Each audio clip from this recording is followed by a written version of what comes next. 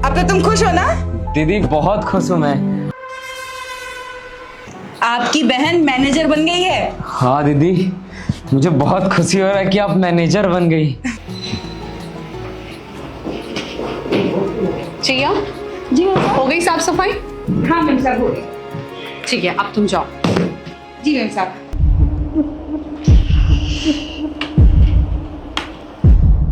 वो क्या है ना, पिछले 6 महीनों से मेरी सैलरी नहीं आई है, इसीलिए थोड़ी सी पैसों की प्रॉब्लम चल रही है घर पे। जैसे ही आ जाएगी सब चीजें ठीक हो जाएंगी। कोई बात नहीं दीदी, सब कुछ सही हो जाएगा, हम दोनों मिलके सब कुछ सही कर लेंगे। क्या नीरेश, तुम जाओ गेट पे, नहीं तो कोई अगर देख लेगा कि सिक्योरिटी गार्ड गेट पे नहीं है तो तुम्हारे लिए प्रॉब्लम हो जाएगी। तुम जाओ, मैं तुमसे बाद में बात करती हूँ। ओके दीदी। क्या चल रहा है सब? हाँ, अब ये मेरा छोटा भाई है। तो ये यहाँ क्या कर रहा है? तुम्हें पता नहीं है ये बॉस की चेयर है? मैम ये क्या बात कर रही हैं आप? मेरी बहन भी तो मैनेजर है और अपने चेयर पे तो मुझे बैठा ही सकती है ना। ओ मैनेजर, ये ना यहाँ पे स्वीपर है, झाड़ू पोछा करती है हमारे यहाँ ये, और खुद को मैनेजर बता रही है। वाह दीदी ये क्या बोल रही है ये? अब नीलेश, वो मैम को ना थोड़ी सी गलतफहमी हो गई है। अब ऐसा कुछ भी नहीं है, तो तुम जाओ ना यहाँ से। गलतफहमी मुझे हो गई है? अपनी औकात भूल गई है क्या तू? तू यहाँ पे ना झाड़ू पोछा करती है, यहाँ की मैनेजर मैं हूँ, समझी? तू ना अपनी औकात मत भूल, समझ में आ रहा है ना? देखिए मैम, आप ऐसे बदतमीजी नहीं कर सकती हमारे साथ। और आप मेरी बहन पे हाथ कैसे उठाई? आखिर मेरी बहन मैनेजर है यहाँ की। ये कोई यहाँ की मैनेजर नहीं है, ये सिर्फ नौकरानी है यहाँ की, और ये सारे ड्रामे करने की यहाँ पे जरूरत नहीं है, समझे ना? और तू सिर्फ यहाँ पे झाड़ू पोछा लगाने वाली औरत है, और तुझे ना अपनी औकात नहीं भूलनी चाहिए, समझी? निकल यहाँ से। अरे लेकिन और तू भी निकल।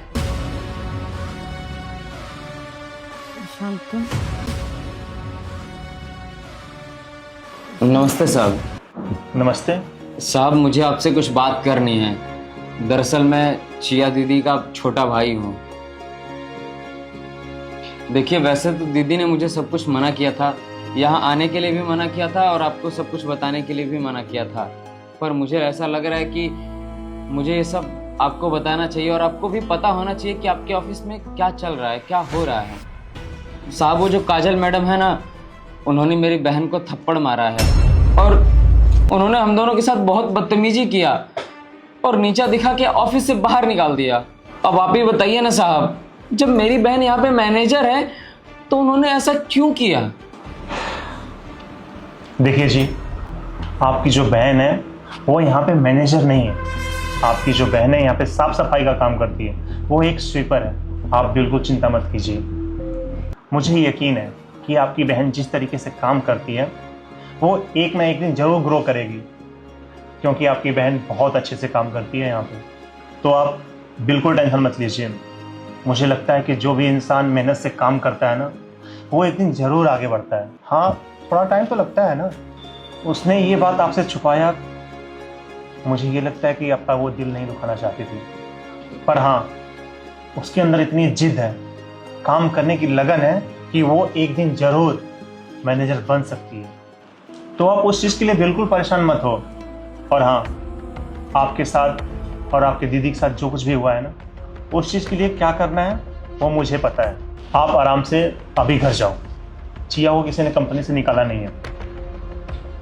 आप उससे बोल देना कि कल से आप दोनों कंपनी में आओ। जी जी ठीक है साहब, मैं चलता हूँ।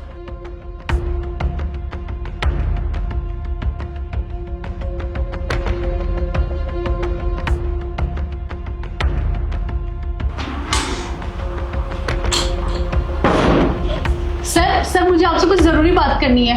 First of all stand up and go there.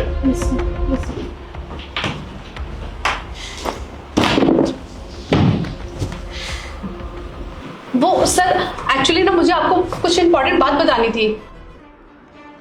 बताने से पहले यू फायर, तुम जा सकती हो यहाँ से। बट सर मैंने ऐसा किया क्या है? आप क्यों मुझे फायर कर रहे हो? ना ही मैंने कोई गलती की है, ना ही मैंने कुछ किया है ऐसा रिसेंटली। मुझे फायर क्यों कर रहे हो आप? तुमने कुछ तो किया होगा ना, तुमने कंपनी के रूल ब्रेक्स किए होंगे, या तुमने कंपनी की कोई पॉलिसी ब्रेक की होगी, या तुमने कुछ गलत बिहेव किया होगा हमारे स्टाफ के साथ, बदतमीजी की होगी तुमने उनके साथ। बस इसलिए मैंने तुमको निकाला ही नहीं, मैंने तुमको ब्लैक लिस्ट भी किया है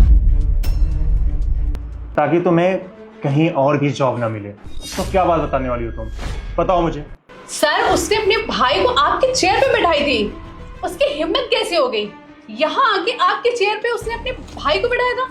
मैं सोचती रह गई आखिरकार यहाँ पे हुआ क्या। तो बात क्या हुई थी उस टाइम पे? बस चिल्लाया उन पर और उनको भगा दिया। अच्छा, तो तुमने थप्पड़ नहीं मारा? देखिए सर, आपको गलत फहमी हो गई होगी। मैंने सब कुछ भी नहीं किया है और ना मैं आपसे झूठ बोल रही हूँ।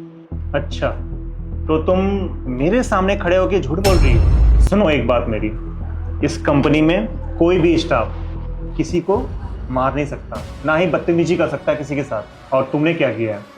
तुमने एक लड़की को यहाँ पे थप्पड़ मारा है, वो भी उसके भाई के सामने, और यहाँ पे खड़े होके तुम मुझसे झूठ बोल रही हो। सर, मुझे तो समझने की कोशिश करिए ना एक बार।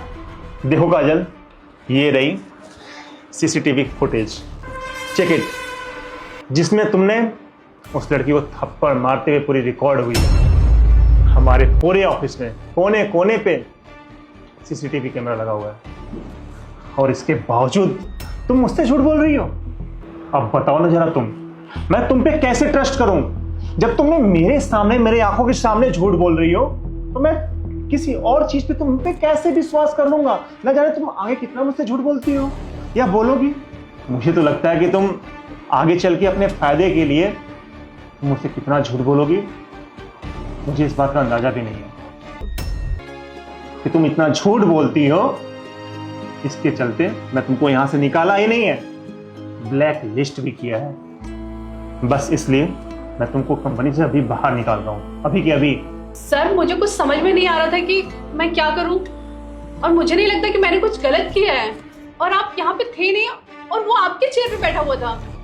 और जरा आप ही बताइए ना सर, मेरी भी तो कुछ रिस्पॉन्सिबिलिटी बनती है ना कि मैं आपके चेयर से उसे हटा दूं। और सर, इसीलिए मैंने उसके ऊपर गुस्सा किया और गुस्से में मेरा हाथ छूट गया।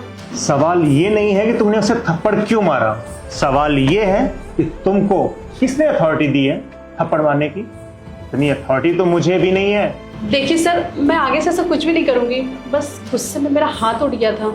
सर प्लीज प्लीज मुझे जॉब से मत निकालिए सर। सर, ये जॉब मेरे लिए बहुत इंपॉर्टेंट है सर, प्लीज। ब्लैकलिस्ट में तुम हो चुकी हो, अब तुम्हारे पास कोई चांस नहीं है यहाँ पे जॉब करने की। गेट आउट, गो।